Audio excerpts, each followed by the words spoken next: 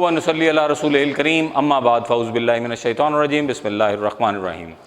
अस्सलामु अलैकुम। I am Mohammad Umair Rauf. क्या हाल चाल है बच्चों?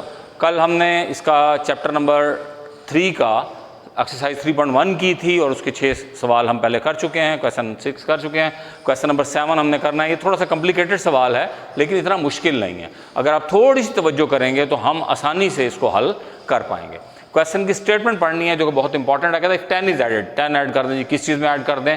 टू ईच नंबर, कोई नंबर्स हैं उनके अंदर, ऑफ द रेशो दिस 4:13। यानी वो नंबर आपको पता नहीं है, उन नंबर्स की रेशो आपको दी हुई है 4 और 13। अब वो एक्चुअल नंबर क्या है we don't know about that. यानी कोई नंबर्स हैं उनको आपने HCF से डिवाइड किया और उसकी रेशो तक यहाँ पहुँच गए हैं और वो क्या है 4:13। हमें वो नंबर नहीं पता। अच्छा, अब हम क्या तमाशा कर रहे हैं जी? कंडीशन ये दी हुई है 10 इज एडेड। अगर उन नंबर्स में 10 ऐड कर दिया जाए वी गेट न्यू रेशो।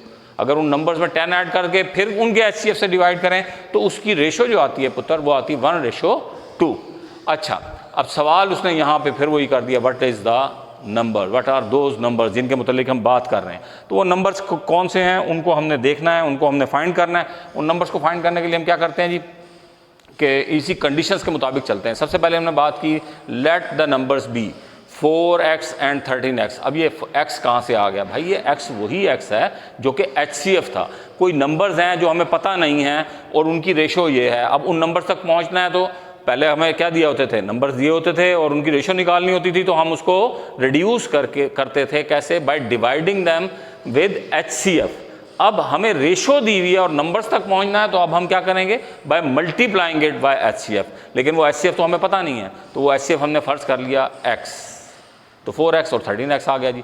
अच्छा जी, अब उसने कहा कि उसमें अगर 10 ऐड कर दिया जाए, नंबर्स हमने फाइंड कर लिए 4x एंड 13x। अब 4x एंड 13x में इफ़ 10 इज एडेड, उनमें दोनों में हमने 10 ऐड कर दिया, ठीक है। तो उनकी नई रेशो जो बन जाएगी वो 1:2 बन जाएगी। उसको 1/2 हमने बना दिया। यानी हमें नंबर्स मालूम नहीं थे, नंबर्स हमने फ़र्ज़ कर लिए कि उसका HCF है जी 4x और उसके साथ हमने क्या मल्टीप्लाई कर दिया 4x और 13x और उनमें 10 ऐड कर दिया। 10 ऐड करके उनकी जो नई रेशो निकली वो बच्चे निकली 1/2, ठीक है।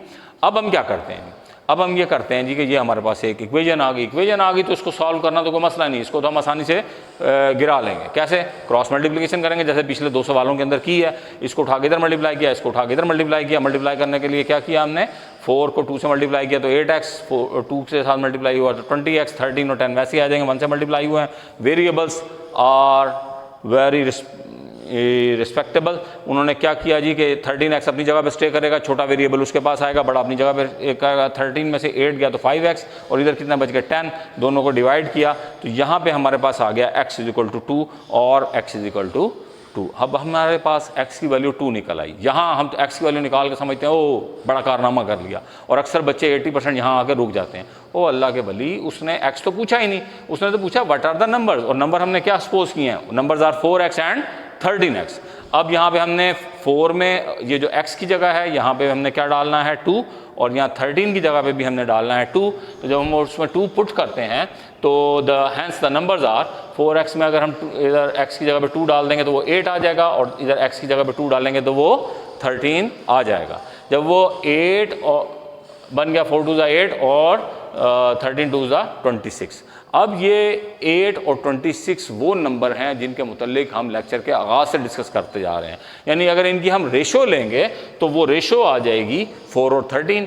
और अगर हम इनमें 10 ऐड करें, इसमें 10 ऐड करें तो 18, इसमें 10 ऐड करें तो 36, तब इनकी अगर हम रेशो लेंगे 10 और 36 की तो दैट विल बी 1:2, ठीक है। तो ये सवाल कंप्लीट हो गया। अब ये इसका जो क्वेश्चन नंबर 9 है उसकी बात करते हैं। Question number 9 is damn important as far as the examination is concern. ये बहुत इंपॉर्टेंट है। हर तरह के पेपर के अंदर ये क्वेश्चन नंबर 9 जो है वो आया होता है। थोड़ा सा मुश्किल भी है, आपने इसकी तरफ ज़रा तवज्जो करनी है। इसमें क्या कहता है कि जनाब इफ़ a/b = 7:6, यानी आपको एक रेशो दी हुई है और वो कहा उसने 7 और 6 के बराबर है जी, ठीक है। अच्छा, then find the value of this, यानी 3a + 5b ratio 7b - 5a। तो उसने एक और रेशो दे दी, उस रेशो की वैल्यू हमने फाइंड आउट करके बतानी है। जबकि हमें जो वैल्यू दी हुई है वो a/b की दी हुई है। अब a/b क्या है? a/b है 7/6। जो आपको ए और बी की वैल्यू नहीं दी हुई, ये वैल्यू आपको दी हुई है ए रेशो बी की, यानी क्या है कि 7/6 जो है वो वैल्यू ए ओवर बी की है। ठीक है, तो आपने वैल्यू इसकी मालूम करनी है। अगर हमने इसकी वैल्यू मालूम करनी है, इसको उठा के हमने फ्रैक्शनल फॉर्म में लिखा और इसको उठा के हमने यहाँ लिख लिया जी। अच्छा, अब इसमें हम ना तो हमारे पास ए की वैल्यू है ना हमारे पास बी की वैल्यू है, हमारे पास जो गिवन वैल्यू है दैट इज 7/6। वो वैल्यू किसकी है? एक फ्रैक्शन की वैल्यू है, एक रेशो की वैल्यू है। तो अब ये इसमें ठुक नहीं सकती, इधर और इधर इधर इधर, इसके अंदर हम ऐड नहीं कर सकते। इसको इसमें अब्जॉर्व करवाने के लिए, इसको इसमें अब्जॉर्व करवाने के लिए देखें, रेशोज आपने देखी थी कि हम रेशो को दोनों तरफ डिवाइड कर सकते हैं एक ही नंबर से। उसी तरीके से रेशो लिखा हमने और मैंने इसको इधर भी बी से डिवाइड कर दिया, इधर भी बी से डिवाइड कर दिया। अब ये हरकत क्यों की? So that I may be able to put the value of 7/6 in the question. अब दोनों तरफ मैंने क्या किया, इसको बी से हमने डिवाइड कर दिया, इधर भी बी से इधर भी बी से डिवाइड किया। तो अब इस रेशो की तमाम टर्म्स को हमें बी से डिवाइड करना पड़ेगा, पहली वाली को भी, दूसरी वाली को भी, तीसरी वाली को भी, चौथी वाली को भी, सबको हमने बी से डिवाइड कर दिया। तो ये बी से कैंसिल हो गया, खाली 5 बच गया, ये ए ओवर बी बच गया। ए ओवर क्यों बचाया मैंने? भाई ए ओवर बी की तो वैल्यू है मेरे पास, तो मेरा काम आसान हो गया। उसने कहा है कि इसकी वैल्यू फाइंड करके दिखाएं, तो इसके अंदर मैंने ए ओवर बी की वैल्यू पुट कर दी। जब मैंने इसके अंदर ए और बी की वैल्यू पुट की, दैट विल इज 7/6, तो 7/6 इधर भी डाल दिए 7/6, इसमें भी डाल दिए 7/6। अब यहाँ मैंने कटिंग कर दी, ये 3 से कटता है, 3 1 3, 3 2 6, यहाँ बच गया 7 और यहाँ कटिंग नहीं होती, तो ये 7 + 5 जो है 12 हो जाएगा। इसको हम फ्रैक्शन की फॉर्म में 7/, क्योंकि 2 है तो ये हमने यहाँ पे लिख दिया जी 7/2 और इधर क्या आ गया 1/5, 7/2 और 1 + 5/1, और ये 7 है और ये 7 5 35 और 6 35/6 आ गया। अब ये दो फ्रैक्शन हैं, उसी तरह रेशो की वैल्यू चल रही है, हमने इसी की जो है वो आंसर निकालना है, इसी की वैल्यू फाइंड करनी थी और हमने इसमें डाल दी, वो वेरिएबल गायब हो गए, ख़त्म हो गए, गुम हो गए। अब आपके पास ये जो नंबर्स बचे हैं पीछे, इनको आप सिंप्लीफाई कर लेंगे। इधर एलसीएम लेते हैं, 2 एलसीएम आ जाएगा, 2 1 2, 1 बचा, 7 1 7 और इधर 1 है, इधर 2 आ गया, 2 5 10। अच्छा, इधर है 1 - 35/6। अब इसका एलसीएम लेते हैं, 6 इसका एलसीएम आ गया जी, 6 इसका एलसीएम आ गया। 6 को इससे किया तो क्या बचा 7 6 42 और इसको इससे डिवाइड किया तो 1 आया, 35 1 35, इधर आ गया 42 में से 35 गया तो 7, यहाँ 7/6 बचा और यहाँ पर 10 + 7 कितने हो गए बच्चे? ये हो गया 17 डिवाइड बाय 2। अब ये दोनों फ्रैक्शनल फॉर्म में आ गई। ठीक है, यहाँ तक जो उसकी वैल्यू निकालनी थी वो वैल्यू निकल आई। वो जैसे ही बी ए और बी एलिमिनेट हुए थे, गायब हुए थे, गुम हुए थे, तो तभी वैल्यू निकल आई। अब तो जस्ट सिंप्लीफिकेशन है, तो इसको फर्दर सिंप्लीफाई हम करने के लिए 2 और 6 को गायब करना है, तो मैं आसानी के लिए क्या करता हूँ, दोनों तरफ 6 से मल्टीप्लाई कर लेता हूँ। जब मैंने दोनों तरफ 6 से मल्टीप्लाई किया तो 2 1 2, 2 3 6, ये 17, 3 51 और 6 6 से कट गया तो 7, तो ये 51/7 इसका आंसर आ गया। यानी ये जो हमारे पास रेशो उसने पूछी थी उसकी वैल्यू हमारे पास आ गई 51/7। This question is very important. आपने इसको जो है सिंप्लीफिकेशन तो किसी भी तरीके से आप इसकी कर सकते हैं, लेकिन इसमें बुनियादी बात जो याद रखने की है वो सिर्फ इतनी सी है कि आपके पास जो वैल्यू गिवन है वो रेशो की वैल्यू गिवन है, वो ए और बी की वैल्यू नहीं दी हुई। वो रेशो की वैल्यू क्या दी हुई थी आपके पास 7/6, आपने वो 7/6 इसके अंदर पुट करनी है। एक चीज़ और टेक्नोलॉजी क्या इस्तेमाल की हमने कि हमने इधर भी बी से डिवाइड किया है, इधर भी बी से डिवाइड किया है, so we may be able to put the value of a और b in this.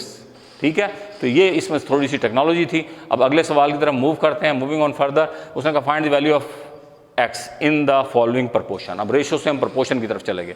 Now what is proportion? Proportion equality of 2 ratios और मोर देन 2 रेशोज को हम कहते हैं प्रपोर्शन। ठीक है जी, तो कहते हैं नहीं देखो कितनी प्रोपोर्शनल चीज़ है कोई, तो ये दो जो रेशोज हैं उनको जब हम इक्वल रखते हैं तो उसको हम कहते हैं प्रपोर्शन।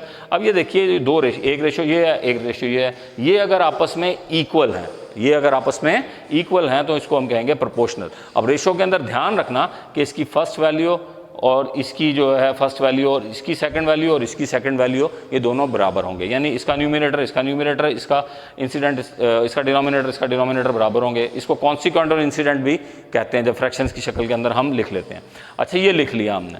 अब ये दो हमें दी हुई है कि जी ये एक प्रपोर्शन है, इसमें से आप क्या करें, एक्स की वैल्यू फाइंड आउट करके दिखाएं।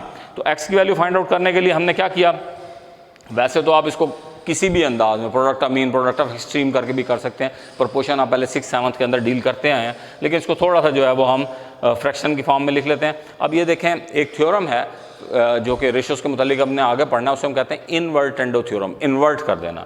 तो ये लिखी हुई है, तो हमने क्या किया, इसको उठा के इधर कर दिया, इसको उठा के इधर कर दिया। इसी तरह से अगर हमने इस तरफ इन्वर्ट किया है तो इस तरफ भी हमें इन्वर्ट करना पड़ेगा, उलट करना पड़ेगा। ये इसलिए किया है ताकि हमें फ्रैक्शन के अंदर जब लिखें तो आसानी हो जाए। एक्स को पहले ले आया, इसको बाद में ले आया, इसको पहले ले आया, इसको बाद में ले आया।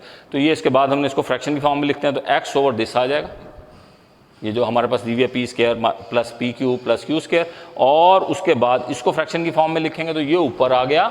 और ये फ्रैक्शन है, ये ध्यान करना, ये ऑलरेडी फ्रैक्शन है। ये जब डिनोमिनेटर में जाएगी तो ये इसी तरीके से ये फ्रैक्शन की फॉर्म में आ गया। अब इसकी फर्दर जो है सिंप्लीफिकेशन करनी है। इस फ्रैक्शन को जब हम ऊपर लेके जाएंगे तो उलट जाएगी, कल्टी खाएगी तो पी और क्यू परली तरफ चला जाएगा। अब बाकी जो है वो यहाँ से शुरू होता है 9th का चौथा चैप्टर, 9th का 5वां चैप्टर, जो फैक्टराइजेशन आपने सीखी है, जो आपने 4th चैप्टर के अंदर सीखे हैं फार्मूलाई, उनका काम है। ये आ गया इस तरह से, ये ऊपर जाके मल्टीप्लाई हो गई। अब आपको यहाँ नज़र आ रहे हैं कि जी ये p माइनस क्यू का होल स्क्वायर है, तो हमने p माइनस क्यू दो दफ़ा लिख दिया। ये इधर आ गया था x, इसको उठा के परली तरफ मल्टीप्लाई कर दिया, क्योंकि हमें x की वैल्यू चाहिए थी। इसको फ्रैक्शन में हमने लिखा ही इसलिए था ताकि हम इसको परली तरफ ले जाएं, हमें x की वैल्यू रिक्वायर्ड थी। अच्छा, अब x की वैल्यू रिक्वायर्ड थी तो हमने क्या किया कि ये जो दी हुई हैं दो होल स्क्वायर, इन दो वैल्यूज़ को अलग करके लिख दिया, और ये साथ p प्लस क्यू आ गया। ये नीचे डिवाइड हो रही थी, इसको उठा के उधर मल्टीप्लाई कर दिया। अब नीचे दिया हुआ P square minus Q square. यहाँ आपको याद होने चाहिए चौथे चैप्टर के फार्मूले, 2 क्यूब है, सेंटर के अंदर माइनस है, तो इसके ऊपर p a cube minus b cube का फार्मूला लगेगा, और वो क्या होता है, ए माइनस बी। तो उसके बाद क्या आता है जी, a square plus a b plus b square. ये फार्मूले के तहत हमने इसको खोल दिया। ठीक है, फार्मूला भी मैंने आपको बता दिया। अब आपको समझ आ रही है यहाँ पे कि p माइनस क्यू से कट जाएगा, ये वाला सारा सामान इस सामान से कट जाएगा। ये दो चीज़ें बच गई, p माइनस क्यू और p प्लस क्यू। अब ये दो एक जैसी चीज़ें हैं, एक के सेंटर में प्लस है, एक के सेंटर में माइनस है, तो हम क्या करेंगे, पहली का स्क्वायर माइनस दूसरी का स्क्वायर, x की वैल्यू ये इसमें से ड्राइव हमने कर ली। इसी क्वेश्चन का जो है वो अगला पार्ट देखते हैं, क्वेश्चन नंबर 11 का पार्ट नंबर 5। ये भी उसी तरह find the value of x। आपको ये इन्होंने दी हुई है, एक अदर प्रोपोर्शन दी हुई है। अच्छा, ये दो इक्वालिटीज़ ऑफ टू रेशोज़ हैं। अब यहाँ पे मैं सिंपल अप्रोच लेता हूँ, कोई इन्वर्टेंडो नहीं लगाते, यानी सिंपली हमने क्या किया, इस रेशो को फ्रैक्शनल फॉर्म में लिख दिया। इसको ऊपर वाले को ऊपर, नीचे वाले को नीचे, पहले वाले को ऊपर, नीचे वाले को नीचे, क्रॉस मल्टीप्लाई। इसको उठा के इधर मल्टीप्लाई कर दिया, इसको उठा के इधर मल्टीप्लाई कर दिया। मल्टीप्लिकेशन के लिए हमने क्या